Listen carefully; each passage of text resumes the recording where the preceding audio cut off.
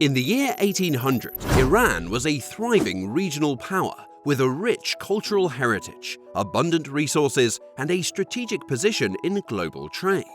Yet by the mid-20th century, Iran's economy and political independence had been severely compromised, its wealth siphoned off, and its people left impoverished. What happened? Strap in, adventurers, we're about to dive into a dark and messy history. Welcome to 19th century Persia. The country that had once commanded one of the greatest empires the world had ever known was now on the brink of becoming a pawn in a much larger game, the game of imperial domination. By the late 18th century, the Safavid Empire had long fallen, and the Qajar dynasty had taken control of Persia. But the country was struggling to maintain its sovereignty as Western powers encroached. Political instability, corruption within the Qajar court, and a faltering economy meant that Persia was on shaky ground, making it an easy target for imperial ambitions. Regional instability, internal divisions, and a foreign intrigue made Persia vulnerable, and soon enough, one of the world's greatest predators, the British Empire, came to cripple Iran's wealth and future. In the early 19th century, Iran became caught in the crossfire of two powerful empires, Britain and Russia. Both sought control of Iran's strategic resources and access to the vital trade routes through Central Asia and the Persian Gulf. The geopolitical competition between these two imperial powers was known as the Great Game, and Iran found itself in the unenviable position of being a chess piece in their rivalry. In this precarious situation, the British sensed an opportunity, leveraging their technological and military superiority to exert dominance over Persia. The British, ever watchful for opportunities to expand their empire, not only viewed Iran as a geopolitical buffer against Russia, but as a potential economic goldmine. Iran's natural resources, particularly its rich soil, mineral wealth, and eventually oil, would soon attract intense foreign interest. What followed was a systematic campaign of economic exploitation, political manipulation, and military pressure. The British, unlike previous foreign powers who had invaded and left, saw Iran as a crucial strategic asset. Its resources and geography were too valuable to be left alone. Iran, like India before it, became an essential part of Britain's imperial strategy, serving as a buffer against Russian expansion and a supplier of valuable raw materials such as oil and opium. The arrival of British advisors, military personnel, and traders marked the beginning of a long process of subversion. These advisors were soon influencing everything from military decisions to financial policies, slowly eroding Persian sovereignty from within. By the mid-20th century, after nearly 150 years of British interference and exploitation, Iran had been crippled, its economy gutted, its sovereignty undermined, and its people divided by class and religious differences that were exacerbated by colonial manipulation. The Persia that had once stood as a proud symbol of wealth, culture, and independence was brought to its knees by foreign control. The divisions between Persia's rulers and its people only widened as British influence grew. Urban elites who benefited from British trade deals thrived, while rural farmers and artisans faced economic ruin as foreign goods flooded the market, outcompeting local industries.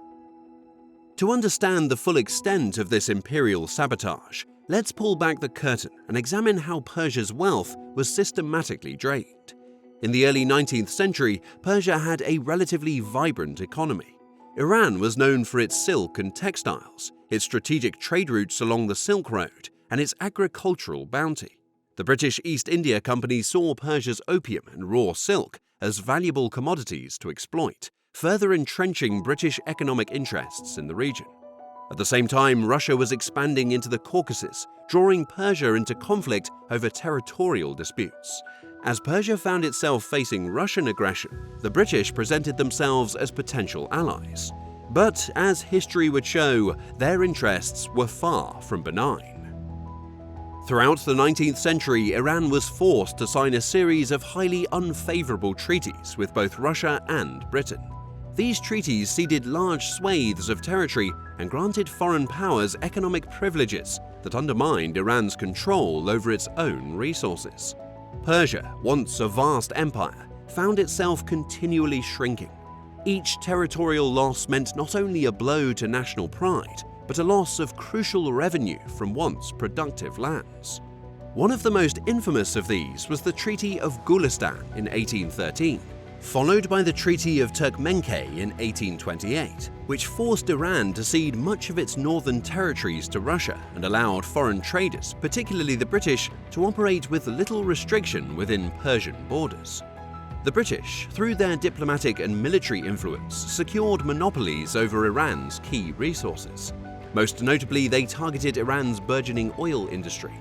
In 1901, British businessman William Knox D'Arcy was granted a concession by the Qajar government that gave him the exclusive right to explore and extract petroleum across most of Iran. This would later lead to the formation of the Anglo-Persian Oil Company, APOC, in 1908, which evolved into what we know today as BP, British Petroleum. While Persia was sitting on what would become one of the largest oil reserves in the world, it saw very little of the wealth generated from it. Instead, the profits were funneled to Britain, enriching the empire while leaving Iran with only a pittance. D'Arcy's deal remains one of the most striking examples of how foreign powers leveraged Iran's weakened leadership for economic gain, ensuring that Iranians saw almost no benefit from their own natural wealth. This pattern of exploitation extended beyond oil. The British East India Company had already laid the groundwork for economic domination through the trade of opium, textiles, and other Persian goods. Iran's once thriving silk industry, which had been a cornerstone of its economy, was soon outcompeted by British textiles imported at artificially low prices. Just as they had done in India, the British used their political leverage to impose tariffs that crippled Iran's native industries. Iran was reduced to exporting raw materials such as cotton and opium, while British manufacturers reaped the profits from selling finished goods back to Persian markets at inflated rates. Local artisans and craftsmen who had once provided for Persian markets now found themselves struggling to compete against the flood of cheap British imports. Whole towns, once known for their textile and silk production, fell into economic despair. The British influence over Persia's economy was so complete that by the early 20th century, much of Iran's infrastructure, including railways, roads, and communication lines, was controlled or heavily influenced by British interests. The Anglo-Persian Oil Company, in particular, wielded enormous power, not only over Iran's economy, but over its political landscape. The British government became increasingly involved in Iran's internal affairs, manipulating Qajar rulers, and later Reza Shah Pahlavi to ensure that British interests were prioritized over Iranian sovereignty. British agents routinely interfered in court politics, ensuring that rulers who favored British interests stayed in power, while others who sought independence were marginalized. This economic and political subservience came to a head during World War I, when Iran declared itself neutral but was nevertheless occupied by British and Russian forces. Iran's resources were plundered for the war effort, leading to widespread famine and economic devastation. Following the war, Iran sought to regain control over its own resources, particularly its oil. However, the British were unwilling to relinquish their grip.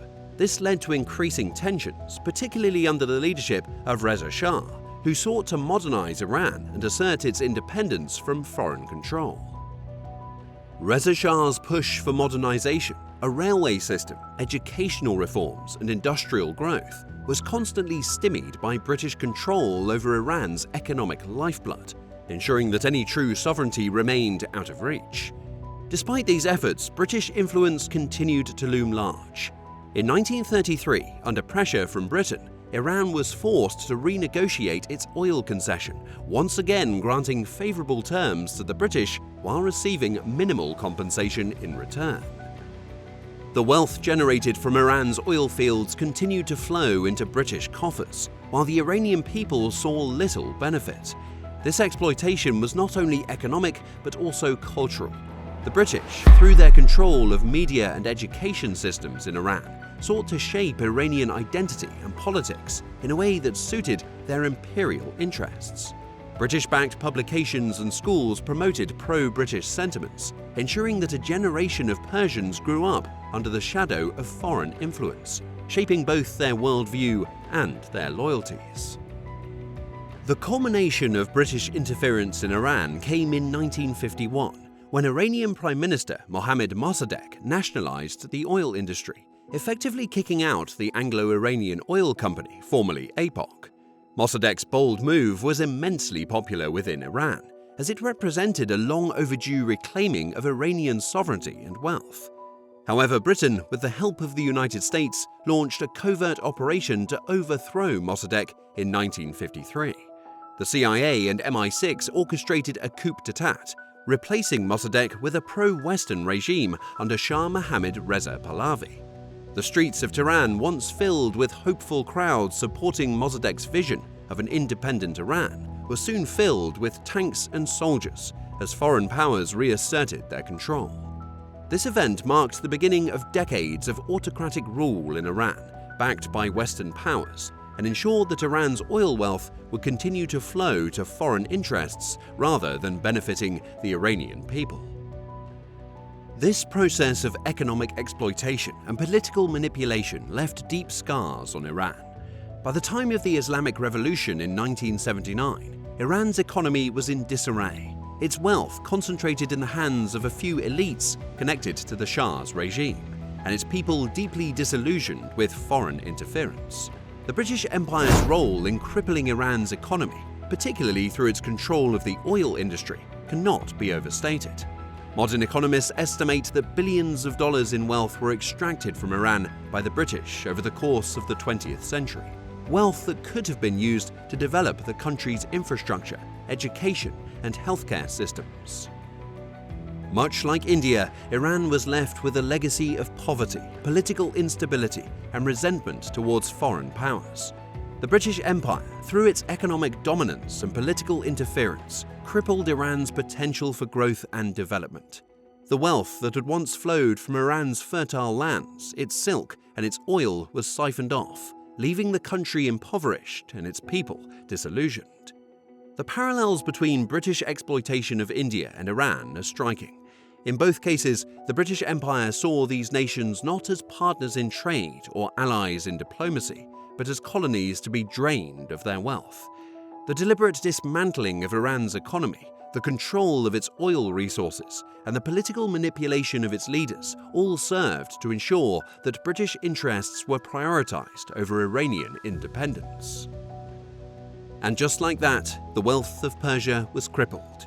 Its resources, which could have fueled a century of prosperity, were siphoned off to fuel the British Empire's ambitions. Iran, much like India, was left impoverished, its people struggling to rebuild in the shadow of imperial exploitation. If you enjoyed this breakdown, please subscribe to the channel and comment below any more places the British Empire have ruined, and we'll be sure to break it down. See you in the next video.